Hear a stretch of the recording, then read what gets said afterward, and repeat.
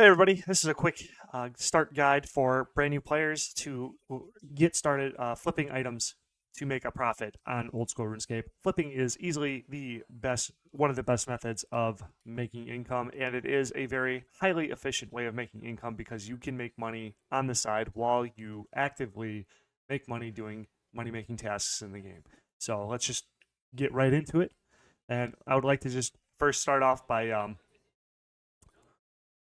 saying you don't need a lot of gold. Say you're a brand new account and you get a couple hundred gold or even 5 gold. You can go to somewhere like the general store and then buy things like chisel, hammer.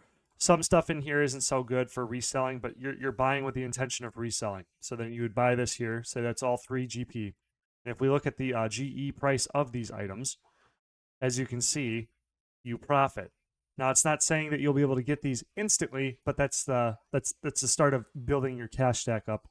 You can go to these stores because people don't want to walk down there and buy them themselves most of the time because a lot of people make more money by saving the time that it takes to run down there themselves. But you are not there yet, I'm assuming, if you're watching this video. So we can go down to the rune store too, and I would recommend a lot of players do this. Is buying from preferably the fire rune packs and the air rune packs because those seem to sell the fastest on the Grand Exchange. As you can see here, for instance, it starts at 430, but it goes all the way down, I think, to about 465. But you are always going to profit GP if you sell them for 5. So it all comes down to how fast you want to click. So, I need to hop worlds really quickly. Now, on the flipping side of things, I wanted to go over passively making money. So there's a thing called margins, obviously, and if you buy an item way over its high price, you'll get it for the cheapest or whatever. You'll get it for whatever the high price is, and then if you sell it back, you'll see that there's about a 1 GP margin here. Now, items under 100 GP do not have a GE tax, so then that takes away a complexity to flipping. But the idea here is that since there is a 50k buy limit on the fire runes, you would be able to put in an offer for, let's say, like 150k if you were to build up to that, and then just put it in there at 4. And whenever there's a bot dump or somebody dumps a lot of runes, you'll get some crumbs from that. And then as long as you log it back, or if you log back in once a week, you'll be able to make a little bit of money based on your sales. So then you just use one trade slot to buy a fire rune and you use one trade slot to sell a fire rune. And just do that periodically every time you come back to the GE. And that is a basic way to flip. Now, to find other high volume items, which is the next step of flipping, which I would recommend you go into that as soon as you can because it's very free money. You would want to go to this site, prices.runescape.wiki.OSRS, or you can go find an item on the wiki. And if you come down here to this spot over here, it says view real-time prices. If you were to click that, it would take you to that site where then you can click on prices to go to the home page. At the home page, you now have access to a bunch of different data, but what we're going to focus on right now is the items with the highest daily volume.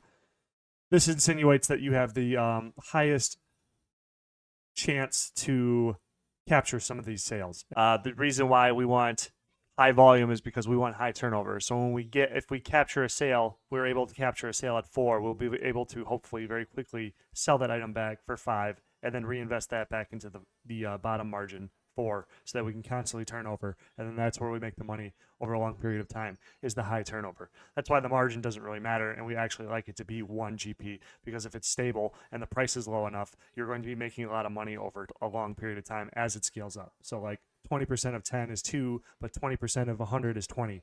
And then, 1,000 is 200, et cetera, et cetera, et cetera, with that growth and not losing the profit because it's stable. So we have good risk management. This is a very safe way to get into flipping without really having to think about it, which is highly efficient because then it'll leave you into saving brain power into getting other tasks done.